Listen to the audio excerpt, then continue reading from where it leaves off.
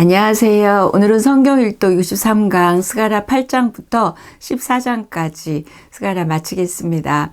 학개와 스가랴 같은 시대의 예언을 성전 재건에 대해서 이야기했지만 학개는 남으라고 경고했다면 스가랴는 성전 재건뿐만이 아니라 하나님이 회복시킬 것이고 또 복을 주실 것이다. 특별히 종말론적 희망까지 말하고 있는 소선지서 중에 꽤 긴 내용이죠. 어렵습니다. 환상이 어려운 부분은 이제 어제 다 끝났고요. 이제 오늘은 조금 이제 스가랴에게 새로운 말을 하는데 7장에서 금식에 대한 질문을 했잖아요.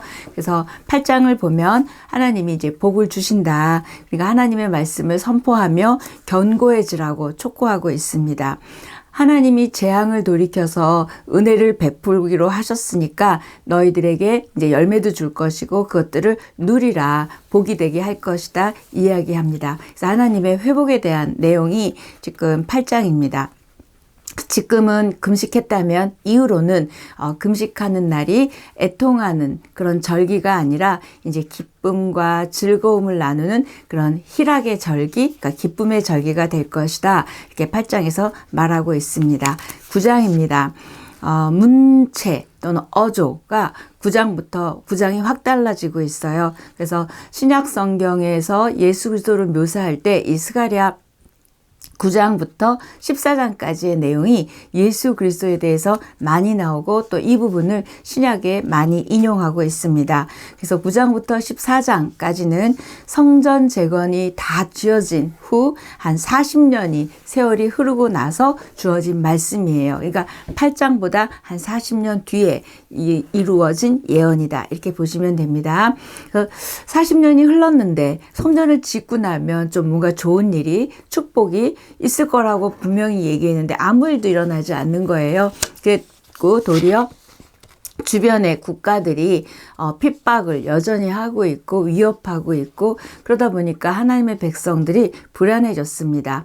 그래서 하나님께서 이 성전 재건이 끝났지만 스가랴의 사명은 끝나지 않았고 보이는 성전보다 더 중요한 것은 하나님 나라에 대한 예언이 남아 있었기 때문입니다. 그래서 스가랴에게 하나님 나라에 대한 예언을 주고 있는 부분이 9장부터 14장까지입니다. 자, 1장부터 8장까지는 성전을 중심으로 격려해서 성전을 잘 짓고 또 그것에 대한 축복을 이끌고 왔다면 9장부터는 이제 직접적인 예언을 중심으로 하나님의 백성이 바라봐야 될 미래의 비전, 다시 말하면 하나님의 나라에 대해서 이야기하고 있습니다. 그래서 9장에서 14장의 그 모든 내용의 중심에는 예수 그리스도가 있습니다. 그래서 구약에서 예수 그리스도가 가장 많이 나온 책이 뭐였죠? 이사야서였거든요. 근데 이 스가랴 9장부터 14장까지도 만만치 않게 거의 다 예수 그리스도에 대한 이야기입니다. 그래서 신약에서 가장 많이 인용됐을 뿐만 아니라 이 스가랴에서 한 이 예언의 내용들이 거의 다 정말 다 이루어졌어요. 그래서 메시아 예언에 대한 확실함이 드러나 있습니다. 또 9장에서 14장까지는 하나님이 최종적으로 이 세상 나라를 심판하시고 세상 나라의 왕이 되시고 그 다음에 하나님 나라를 든든히 세워질 것을 마지막으로 이야기하면서 스가랴는 끝나게 됩니다. 그래서 9장부터 14장까지는 하나님 나라, 예수 그리스도 이 두 단어를 가지고 읽으시면 좋겠습니다. 특히 스가랴서를 읽다 보면 예수 그리스도 메시아에 대해서 두 가지를 언급합니다. 평화의 왕이라고 먼저 이야기하는데 그 평화의 왕 딱 기억해 놓으세요. 그 내용들이 9장에서 이어지는데 특히 9장에서 이스라엘 주변 민족들에 대한 심판이 8절까지 나와요. 왜 갑자기 외부 민족들의 심판이 나올까요? 그들을 심판해야 이 유다 백성들, 하나님의 백성들이 평화가 있을 거잖아요. 그렇죠? 그들이 지금 괴롭히니까. 그래서 평화의 왕이 오심은 8절까지는 이방 나라들에 대한 심판을 쭉 얘기한 다음에 9절 10절은 이제 평화의 왕이 오심을 말씀하고 있습니다. 교만한 세상의 왕들, 교만한 이방의 왕과 대조되는 그런 겸손과 공의의 왕으로 오시는 메시아에 대해서 9절 10절 이야기하고 있습니다. 그래서 그 9장 뒷부분은 이제 흩어졌던 그 포로에 있었던 귀환하는 백성들에 대한 이야기를 하고 있고요. 1절에서 8절 아까 주변 나라에 대한 심판을 이야기하잖아요. 왜냐하면 하나님의 나라를 든든히 세우기 위해서 북쪽에 구체적으로 나라들이 이렇게 나옵니다. 다메섹과 두로와 시돈, 블레셋 이렇게 주변 나라들을 정복합니다. 이거는 나중에 스가랴 시대로부터 200년 후에 일어난 그리스의 알렉산드로스 왕이 팔레스타인 일대를 점령한 이야기와 지금 그 이야기를 하고 있습니다. 그래서 시리아로부터 이제 정복이 시작이 돼요. 이 알렉산드로스 대왕이 이제 시리아부터 정복해 가는데 그 이야기들이 실제로 세계사에서 이 말씀대로 그대로 되어지는 예언이 이루어지고 있습니다. 특히 1, 2절에 보니까 하드락, 다메섹, 하맛 이런 도시들이 나오는데 이게 시리아에 있는 도시들이거든요. 그래서 시리아에서부터 이렇게 알렉산드로스 왕이 팔레스타인 일대를 점령해 가는데 나중에 어디까지 점령을 하냐면 인도 지역까지 쫙 내려오면서 전 세계를 이제 제패하게 되는 이야기입니다. 그래서 4절에서는 보면 알렉산드로스 왕에 대한 두로의 함락을 주께서 그를 정복하시며 그의 권세를 바다에 쳐넣으신 것이다 라고 말씀하는 내용까지 있습니다. 그래서 하나님께서 이 알렉산드로스 왕이라는 사람을 통해서 교만하고 타락한 이방 왕들을 심판하시는 내용입니다. 그때 두로가 무너졌을 때 두로 밑에 있던 다른 나라들, 특히 블레셋 도시들이 모두 겁을 먹고 두려워했어요. 이제 자기네들도 이제 두로처럼 될까봐. 그 내용이 9장 5절을 보면 아스글론이 보고 무서워하며 가사도 심히 아파할 것이며 에그로는 그 소망이 수치가 되므로 역시 그러하리라. 가사에는 임금이 끊어질 것이며 아스글론에는 주민이 없을 것이며. 이 다 뭐예요? 블레셋 도시잖아요. 아스글론, 그 다음에 가사, 여러분 다 저쪽 구약 읽을 때, 앞부분 읽을 때 나왔던 지명이거든요. 그래서 거기에 주민이 없을 것이다. 이렇게 블레셋의 도시가 알렉산드로스가 공격하기도 전에 이렇게 두려워했고 결국 이렇게 지금 9장 5절처럼 다 함락되었습니다. 근데 이 알렉산드로스 대왕의 이 정복 전쟁이 200년 전에 벌써 이게 예언이 된 거예요. 그러니까 200년이 지나고 났는데 진짜 이 일이 일어난 거예요. 그러니까 스가랴서가 얼마나 정확하게 예언을 했는지 이게 다 증명이 되죠. 그래서 성경이 그냥 쓴 책이 아니라 정말 예언했고요. 이 예언대로 세계사가 증명하고 있습니다. 그래서 이 알렉산드로스 왕이 북쪽 시리아에서 애굽으로 정복하러 내려갈 때 그 사이에 애굽을 가려면 그 사이에 예루살렘이 있었어요. 그런데 예루살렘은 공격하지 않았던 거예요. 그래서 그 요세푸스라는 역사가에 의하면 이렇게 설명하고 있습니다. 알렉산드로스가 예루살렘은 손대지 않았다. 이렇게 그 세계 기록에 요세푸스가 기록한 역사가 있어요. 그래서 8절에 보면 알렉산드로스의 정복으로부터 하나님께서 예루살렘을 보호하실 것이라고 그대로 있습니다. 제가 한번 8절 읽어볼게요. 내가 내 집을 둘러 진을 쳐서 적군을 막아 거기 왕래하지 못하게 할 것이라 포악한 자가 다시는 그 지경으로 지나가지 못하리니 이는 내가 눈으로 친히 봄이니라. 이렇게 이스라엘 주변 나라들은 초토화시켰어요. 이 알렉산드로스가. 그런데 이 예루살렘은 건드리지 않았음을 지금 않을 것임을 8절에서 예언했고 나중에 실제로 그것에 대해서 요세푸스 역사가가 그것을 썼습니다. 이건 지금 분명히 이 왕이 정복해가기 200년 전에 이미 쓴 성경이거든요. 그래서 하나님께서 이렇게 예루살렘을 보호하시고 불성벽이 되어주시고 눈동자처럼 지키시겠다고 말씀하신 내용입니다. 그래서 9절에서는 보면 우리가 기뻐하며 맞이해야 할 왕이 어떤 분인지를 소개하고 있습니다. 그래서 9절 쭉 밑줄 치고 읽으세요. 무슨 내용이냐면 의로우신 왕이고 겸손하신 왕이고 평화로 다스리시는 왕이 온다 말씀하십니다. 특히 10절 보면 에브라임의 병거와 예루살렘의 말을 끊겠고 전쟁하는 활도 끊으리니 쭉 이어져요. 그래서 결국 이 모든 세상의 왕들을 다 정복시킬 것을 이야기하는데 9절과 10절 사이에 적어도 2000년 이상의 시간차가 존재한다. 이렇게 신학자들은 이야기합니다. 이게 무슨 말이냐면 9절은 예수님이 오심으로 완성되었고 10절은 아직 성취되지 않았습니다. 다시 오시는 재림에 의해서 이루어질 내용이 10절이거든요. 그래서 10절 제가 읽다 말았지만 거기 그의 통치는 바다에서 바다까지 이르고 유브라데 강에서 땅끝까지 이르리라. 자, 10절은 거기다 그렇게 써놓으시면 좋을 것 같아요. 예수님의 재림으로 성취될 것이다. 이렇게 써놓으면 되죠. 그래서 9절과 10절은 2000년의 차이가 있다. 아직 안 일어났으니까.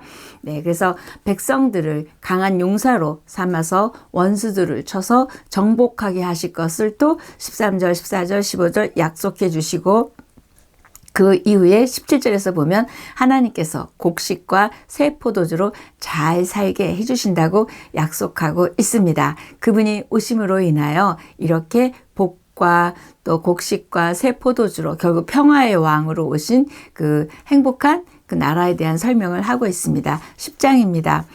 10장은 메시아가 오심으로 주어지는 축복에 대해서 예언을 하면서 그러면 그 축복을 받기 위해서는 어떻게 해야 되는지 이야기하고 있습니다. 1절입니다. 봄비가 올 때에 여호와 곧 구름을 일게 하시는 여호와께 비를 구하라. 무리에게 소낙비를 내려서 밭의 채소를 각 사람에게 주시리라. 갑자기 생뚱맞게 봄비 내리는 철에 하나님께 비를 구하라는 말씀이에요. 이게 생뚱맞은 게 아니라 아까 좀 전에 9장 제가 17절에서 하나님께서 곡식과 새 포도주로 잘 살게 해주신다고 약속하셨잖아요. 그래서 거기에 이어지는 게 10장 1절에 비를 구하래요. 근데 봄비 내리는 철에 하나님께 비를 구하라. 좀 이상하죠. 봄비가 오는 철에 또 왜 비를 구할까? 좀 내용을 보면 풍성한 수확의 축복을 비가 내리지 않으면 결코 이루어질 수 없습니다. 그런데 이 가나안 땅에는 우기가 비가 오는 계절이 2개가 있습니다. 그래서 10절, 11절에 보면 10월, 11월에 내리는 비거를 가을에 내리니까 가을비죠. 근데 이 가을비는 우리는 가을에 거두어들이잖아요. 근데 여기는 가을비는 씨를 움트게 하는 비고요. 이거를 이른비라고 해요. 그 다음에 3, 4월에 내리는 봄비는 추수 전에 이 비를 내려야 되는데 이걸 늦은 비라 그래요. 그래서 이게 이제 곡식을 무르익게 하는 비인 거예요. 그래서 가을비, 이른 비고요. 봄비, 늦은 비예요. 우리가 보통 생각하는 건 조금 다르죠. 그래서 가을비, 곧 이른 비죠. 이른 비가 내리지 않으면 곡식이 익질 않잖아요. 그러니까 이른 비가 내리지 않으면 씨가 움트지 않고 그다음 봄비, 늦은 비가 내리지 않으면 익지 않아서 추수가 되지 않는 거예요. 그래서 이른 비와 늦은 비 어느 한쪽이라도 내리지 않으면 그 땅에는 흉년이 듭니다. 그래서 신명기 11장 14절에도 보면 여호와께서 너희의 땅에 이른 비, 늦은 비를 적당한 때에 내리시리니 너희가 곡식과 포도주와 기름을 얻을 것이요. 이렇게 신명기에서 말한 것처럼 지금 스가랴가 이야기합니다. 그래서 하나님의 축복으로 때가 되면 비가 내리니까 사람들은 비가 그냥 당연히 온 줄 아는 거예요. 그런데 결국 비를 주시는 하나님을 잊어버린 거예요. 이들이. 그래서 하나님이 이제는 너희가 비를 구해라. 비를 구하면 주실 것이다. 그래서 아까 구하라 그랬잖아요. 봄비 내리는 철에 비를 구하라는 말씀이 그 뜻이에요. 그래서 하나님이 이미 주시기로 약속한 축복이라 할지라도 너희가 이제 그것을 구해야 준다. 라는 말씀입니다. 그래서 하나님께서 주시기 원하는 축복의 약속도 우리의 기도와 간구를 통해서 이루어지기 원하시는 것을 지금 말하고 있습니다. 왜 그럴까요? 기도하지 않고 받은 것들, 기도하지 않고 누리는 축복은 아무리 하나님께서 많이 주셨어도요, 하나님께서 주셨다는 고백보다는 내가 잘해서 또는 다른 이유를 대겠죠. 그래서 하나님이 그 일이 하나님을 바라보고 하나님께 감사하고 하나님께 이르는 지식이 아니기 때문에 이렇게 봄비 내리는 철에 비를 구하라 이렇게 얘기를 하신 거예요. 그래서 저와 여러분이 구하지 않고 하나님께서 약속하신 축복을 주시면 아마 하나님께 영광을 돌리고 또 하나님의 능력으로 됐습니다라지 않는 걸 아신 것 같아요. 그래서 하나님의 약속을 우리가 받았고 약속을 믿고 있기 때문에 가만히 있는 것이 아니라 이렇게 믿음으로 구해야 됨을 말씀하고 있습니다. 결국 비를 주시는 분은 하나님이시잖아요. 그런데 이렇게 하나님이심에도 불구하고 하나님 앞에 나오지 않고 어떻게 했죠? 우상을 섬겼잖아요. 그래서 이 우상을 섬겼기 때문에 늦은 비의 은혜가 그친 이유인 거예요. 우상을 섬기니까 하나님이 그 늦은 비를 주시지 않은 거죠. 그러면서 2절 3절 이렇게 얘기합니다. 드라빔들은 허탄한 것을 말하며 복술자는 진실하지 않은 것을 보고 거짓 꿈을 말한즉 하나님께 구하지 않았던 거죠. 드라빔 아시죠?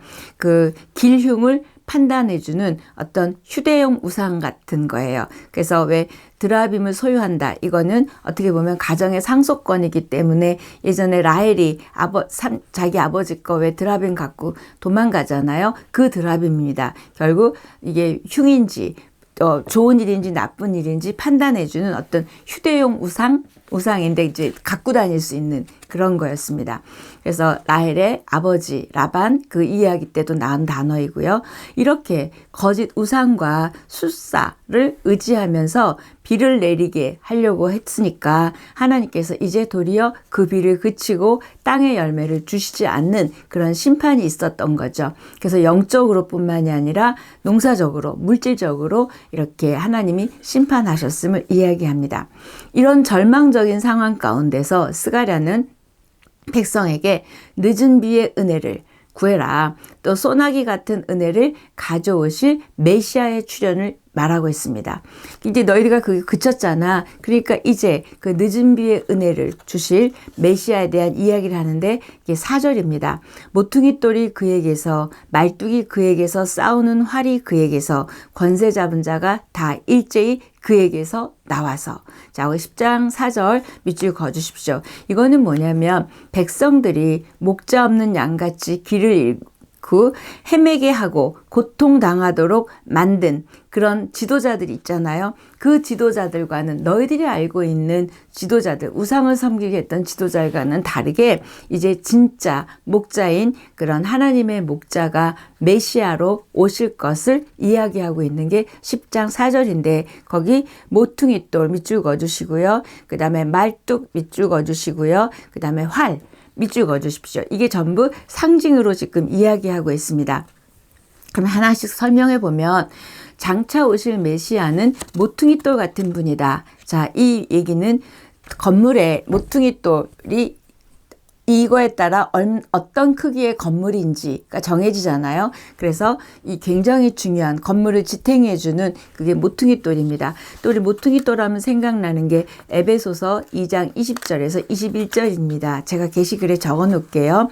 너희는 사도들과 선지자들의 터 위에 세우심을 입은 자라 그리스도 예수께서 친히 모퉁이 돌이 되셨느니라. 이게 지금 에베소서에 있지만 사실 스가랴서에서 이렇게 장차 오실 메시아가 뭐 같았죠? 아까 모퉁이 돌이 그에게서 그러니까 예수 그리스도가 모퉁이 돌 같은 분임을 이미 이때 이야기했습니다.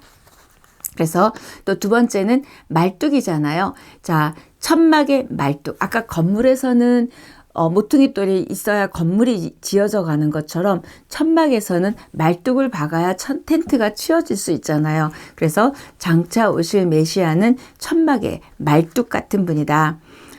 천막이 무너지지 않도록 견고하게 지탱해주는 지지대가 말뚝이잖아요. 그래서 예수 그리스도는 이렇게 교회의 모퉁이 돌로서 기초가 되실 뿐만 아니라 견고하게 지탱해 주시는 분이 메시아임을 지금 이야기하고 있습니다. 셋째는 아까 뭐였죠? 활이 있었죠. 자, 장차 오실 메시아는 활 같은 분이라는 거예요. 이 활 같은 분 하면 전쟁이겠죠. 그러니까 전쟁에서 승리하게 하시는 원수를 물리치는 그런 이기게 하시는 승리자임을 나타내고 있습니다. 그래서 우리 음부의 권세가 교회를 무너뜨릴 수 없죠. 왜요? 예수 그리스도가 모퉁이 돌 되어주시고 예수 그리스도가 말뚝 되어주시고 예수 그리스도가 활이 되어주시기 때문입니다. 아멘. 그래서 10장에서는 이렇게 예언하고 있는 이 메시아의 모습이 정말 우리가 의지하고 그다음에 의지할 수 있는 견고한 분, 능력이 있으신 분, 우리의 승리가 되어주시는 분으로 예수 그리스도를 지금 말씀하고 있습니다. 그래서 스가랴 10장이 메시아로 인한 늦은 비의 은혜가 임할 때 이 백성들에게 어떤 축복이 임하는지를 또 설명하고 있습니다. 6절부터인데요. 어떤 회복과 축복이 있냐면 한 번도 하나님 앞에 버림받지 않은 것처럼 해주시겠대요. 지금 버림도 받았고 심판도 받았었잖아요. 그런데 한 번도 버림받지 않은 것 같이 될 것을 6절에서 이야기하고 있습니다. 그리스도의 십자가로 구속받은 저와 우리 모두는 한 번도 하나님에게 벌받고 심판받지 않은 것처럼 그렇게 하나님이 안으시고 품으시고 받으신다는 이야기입니다. 그래서 하나님께서 주시는 회복은 단순히 타락 이전의 상태로 되돌려 놓는 것이 아니라 이렇게 버림받은 적이 한 번도 없는 것처럼 완전하게 온전하게 회복시켜 주심을 말하고 있습니다. 구원의 은혜, 우리 지금 모두 다 구원의 은혜 받은 자들인데요. 이렇게 구원의 은혜는 죄 가운데 있었던 우리 모든 고통을 완전히 씻고도 남을 수 있는 넘치는 은혜, 압도적인 은혜임을 말하고 있습니다. 하나님의 크고 놀라운 사랑, 위대한 사랑, 전능하신 사랑, 변하지 않는 사랑, 무한한 사랑, 이 많은 사랑들을 우리가 받고 있고 경험한다면 저와 여러분이 상처 있다 할지라도 상처 한 번도 안 받은 사람처럼 다른 사람들을 사랑할 수 있음도 내포하고 있습니다. 자, 이런 은혜를 경험한 사람의 모습이 어떤 사람이냐면 7절입니다. 포도주를 마신 같이 마음이 즐거울 것이요 그들의 자손은 보고 기뻐하며 여호와로 말미암아 마음에 즐거워하리라. 이렇게 그런 은혜를 받은 사람들은 경험한 사람들은 7절처럼 이렇게 즐거워할 것이다 이야기합니다. 두 번째, 한 번도 버림받지 않은 것처럼 첫 번째였잖아요. 두 번째는 무슨 은혜냐면 8절인데요. 휘파람 소리를 듣고 모일 것이다. 그 양떼를 목동에 끌고 갈 때 이리 한 마리 한 마리 부르지 않죠. 소리를 내면 주룩 오잖아요. 그런 것처럼 하나님의 휘파람 소리, 너무 멋진 것 같아요. 하나님의 휘파람 소리를 듣고 많은 구원받은 무리들이 모일 것이다. 8절 이야기하고 있고요. 세 번째는 또 무슨 은혜가 있냐면 하나님을 의지함으로 인하여 우리 삶 가운데 있는 고통들이 있잖아요. 그 고통의 파도를 이기게 할 것이다. 아멘. 이렇게 얘기하는 게 11절, 12절입니다. 결국 우리 삶 가운데 있는 고통의 파도를 이기는 승리의 비결은 누구라고요? 우리 하나님을 의지할 때. 그 은혜를 경험한 자들이 할 수 있습니다. 11장입니다. 11장은 좀 10장하고 좀 다른 비참한 예언입니다. 양떼가 목자를 배척하는 거예요. 말이 안 되죠. 근데 이게 이스라엘 백성들의 모습이었어요. 이 양떼가 하나님을 예수 그리스도를 배척하는 것을 예언했는데요. 이 어리석은 선택을 양떼들이 함으로써 엄청나게 잔혹하고 그다음에 비참한 멸망을 당하는 것을 지금 예언하고 있습니다. 양떼는 누굴까요? 인간이죠. 그래서 이 인간들이 참 목자이신 예수 그리스도를 배척하는 예언이 11장입니다. 11장 4절을 보니까 스가랴에게 너는 잡혀 죽을 양떼를 먹이라. 자, 거기 잡혀 죽을 양떼 밑줄 그어주시면 좋겠어요. 이게 뭐냐면 그냥 내버려 두면 잡혀 죽을 양떼에게 목자를 보내줘서 너가 스가랴에게 지금 하나님 말씀하신 거예요. 그 잡혀 죽을 양떼들에게 너가 가서 목자를 보내서 그를 구원해주고 그들을 그 양떼를 길러라 이렇게 얘기하십니다. 거기 잡혀 먹일 양떼 구하기 프로젝트. 가 11장 내용이죠. 7절에 보니까 내가 잡혀 죽을 양떼를 먹이니 참으로 가련한 양들이라. 내가 막대기들을 취하여 하나는 은총이라 하며 하나는 연합이라 하고 양떼를 먹일세. 자, 이때 막대기 둘에는 이름이 부여되어 있었는데 하나는 은총이요 하나는 연합이다. 지금 그게 7절 내용이에요. 자, 막대기 둘이 있는데 하나는 은총, 하나는 연합.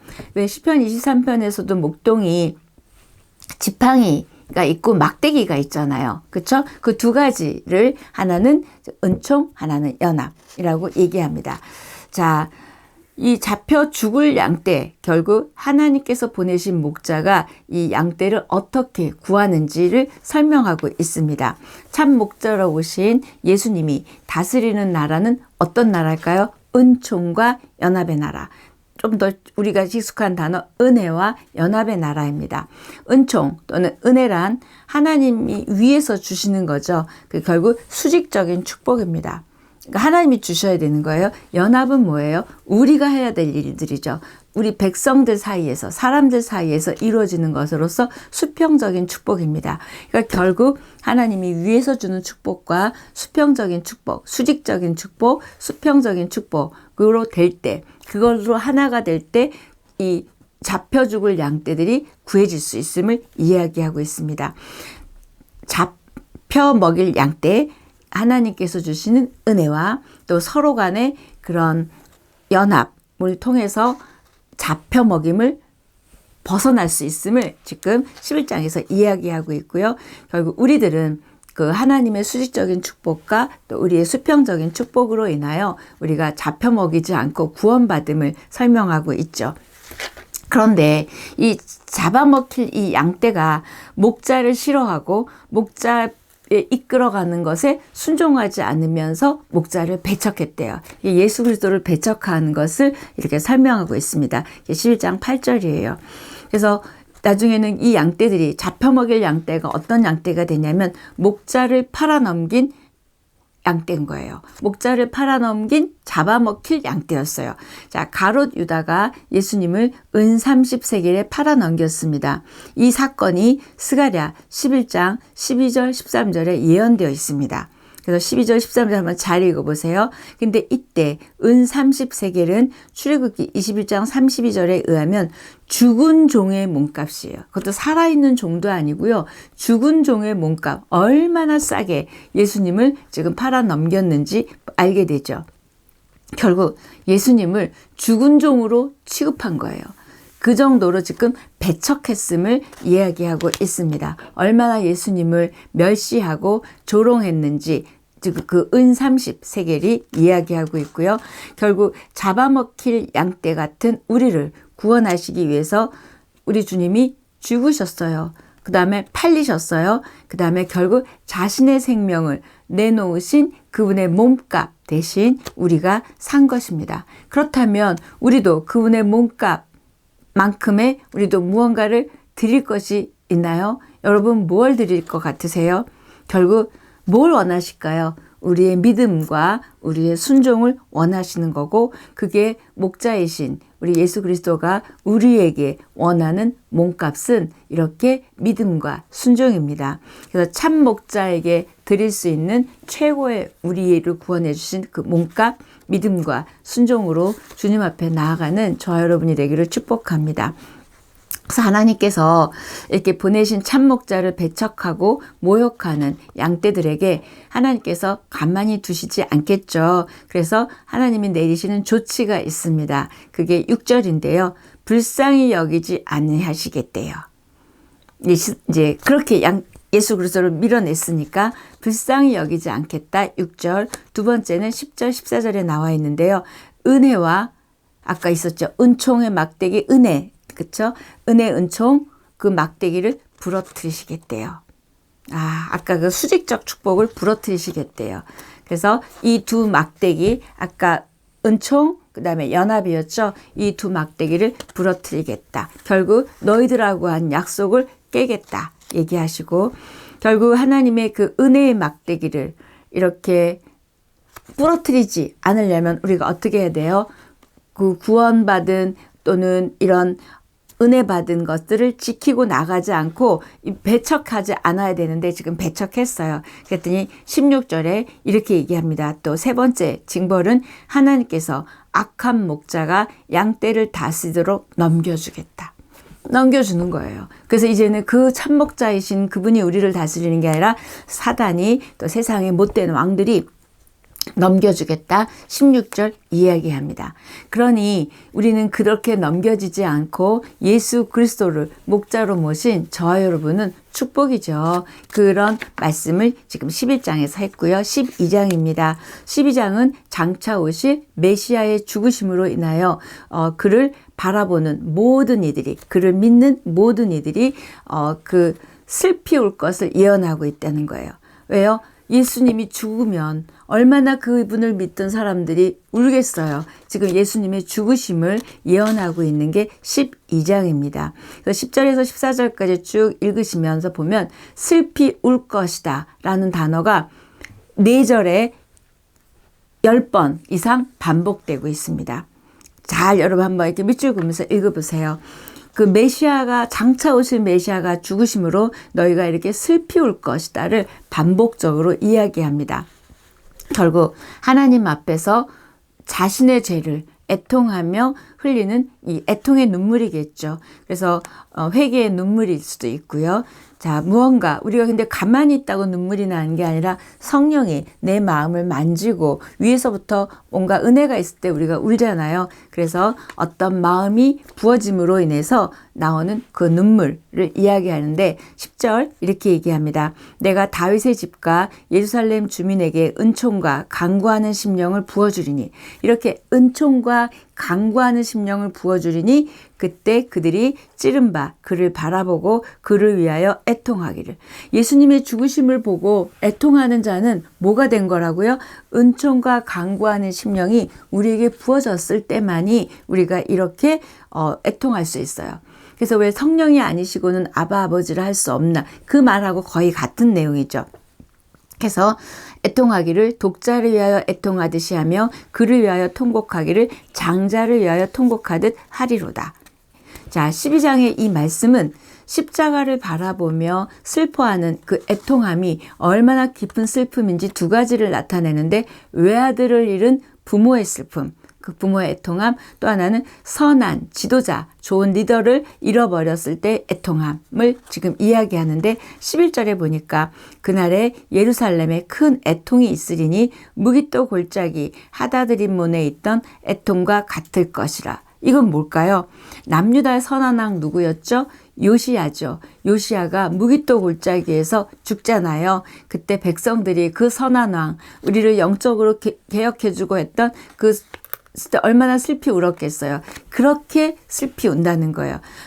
장자, 큰아들이 죽었을 때의 슬픔, 그 다음에 이 요시야 왕이 죽었을 때의 슬픔으로 지금 비유하고 있습니다. 그래서 12절, 14절 보면 온 땅 각 족속이 따로 애통하되 다윗의 족속이 따로 하고 그들의 아내들이 따로 하며, 계속 읽으시면서 따로가 제가 읽어보니까 12, 13, 14절 중에 11번이나 나와요. 이게 뭐예요? 각각 개별적으로, 이렇게 개별적으로 결국 뭐죠? 인격적인 자기만의 그런 애통함으로 그렇게 십자가에서 팔리신 예수 그리스도 메시아를 바라보며 슬피 울 것을 이야기하고 있습니다. 따로. 그러니까 여러분이 그렇게 슬퍼할 것이고, 제가 그렇게 슬퍼하시고, 누가 그렇게 슬퍼할 것, 이게 다 각각 따로 슬퍼할 것을 지금 12, 13, 14절 따로 한번 밑줄 그어보시면 제가 보니까 11번이나 반복되고 있어요. 13장입니다. 1절에 보면 그날에 죄와 더러움을 씻는 셈이 다윗의 족속과 예루살렘 주민을 위하여 열리라. 자, 여기 죄와 더러움을 씻는 셈 밑줄 그으세요. 자, 이 셈이 열린다는 거예요. 셈이 열릴 때 뭐가 나올까요? 그 속에서 솟아나오는 보혈의 샘물 로 인하여 우리에게 제거되는 것들이 있을 것을 얘기하는데, 2절에 보면 뭐가 제거되냐면 우상이 제거되고 거짓이 제거되고 더러운, 그러니까 거짓이 제거된다는 건 그 더러운 영이 떠나는 거죠. 그리고 새 마음과 새 영이 올 것인데, 자, 우상이 제거되고 거짓이 제거됩니다. 자, 근데 새 마음과 새 영이 와야 되는 건 뭐예요? 가장 더러워진 게 우리 마음과 우리 영이에요. 그러니까 이 보혈의 샘물이 나와서 우리 마음과 우리 영을 이렇게 깨끗이 씻어줄 것을 이야기합니다. 그렇게 예수님께서 십자가에서 죽으시고 못 박히시고 그 허리에 창이 찔렸을 때 거기서 나오는 그것을 갖다가 보혈의 샘이고, 그것 때문에 그분이 죽으시고 찔리심으로 인하여 우리가 그렇게 씻기워졌음을 지금 13장은 이야기하고 있습니다. 그래서 창에 찔리신 예수 그리스도를 바라보고 또 그 피를 믿고 그 다음에 그것으로 인하여 애통해하며 또 그 죽으심으로 인하여 오는 그 축복을 믿는 저와 여러분 같은 이런 하나님의 사람들은 결국 그분의 흘리신 피가 보혈의 샘이 되고 그 흘리신 물이 생수의 샘이 되게 하실 것이다 라는 아주 심오한 그런 얘기를 13장에 하고 있습니다. 그래서 7절에는 보면 칼이 하나님의 목자를 칠 것이다. 결국 예수 그리스도가 죽게 되심을 말하고 있습니다.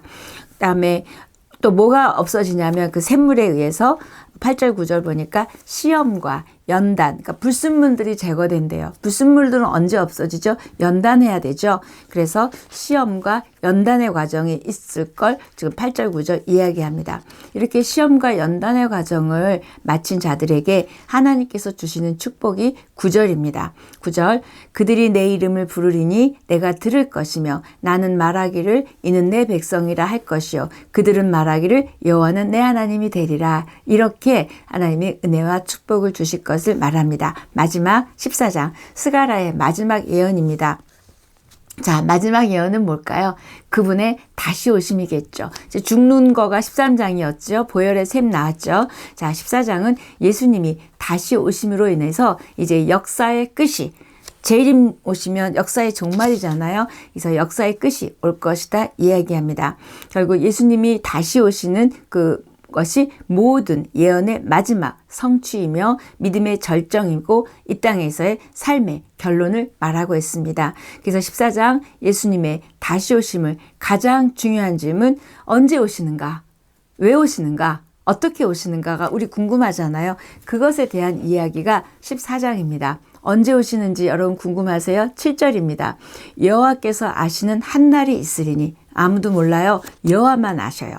그래서 여호와께서 아시는 한 날, 하나님만 아시는 날에 오실 것이고, 그 말은 또 우리 마태복음 24장 36절에 그러나 그날과 그때는 아무도 모르나니 하늘의 천사들도 아들도 모르고, 예수님도 모른대요. 아들도 모르고 오직 아버지만 아시느니라 얘기죠.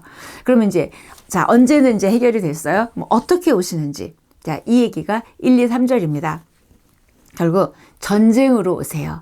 마지막 전쟁과 함께 오시는데 왜 전쟁으로 오실까요? 심판이 있기 때문에. 하나님 입장에서는 심판이지만 인간의 입장에서는 지금 전쟁과 함께 마지막에 오십니다. 그리고 또 하나는 어떻게 오시냐면 자연의 대격변.